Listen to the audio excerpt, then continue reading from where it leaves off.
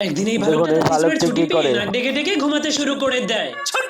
কিন্তু তখন ছুট্টি, ভালুকটার নাক হ্যাঁ? ডাকার শব্দের কারণে গাছের উপরে ঘুমিয়ে থাকা চিন্টুর ঘুম ভেঙে যায়। এই জন্য সে ভালুকটার উপর অনেক রেগে গাছ থেকে নিচে নেমে যায়। তখন সে তাকে গালি দেওয়ার পর তার ঘুম ভাঙানোর জন্য বেল বাজাতে শুরু করে দেয়। কিন্তু তবুও সে ঘুম থেকে না ওঠার কারণে চিন্টু একটা কামান এনে তাকে কামান দিয়ে গুলি করে দেয়। কামটা করলো কি? কিন্তু তবুও ভালুকটা ঘুম থেকে উঠছিল না। এই জন্য চিন্টু বলতে কামানে শুরু গোলা করে দিয়ে আজকে এই দেবো। মোটুকে ঘুম থেকে উঠিয়েই ছাড়বো। এই জন্য সে বাচ্চাদেরকে বসানোর গাড়ি এনে ভালুকটাকে সেখানে বসিয়ে পাহাড়ের ঢাল থেকে নিচে ফেলে দেয়। কিন্তু তখনই ভালুকটা একটা তারের সঙ্গে ধাক্কা খেয়ে আবারও তার ঘরের ভিতরে গিয়েই ঢুকে যায়। এই জন্য সেই ভালুকটাকে তার ঘর থেকে বের করতে করতে সেখানে শীতকাল চলে আসে।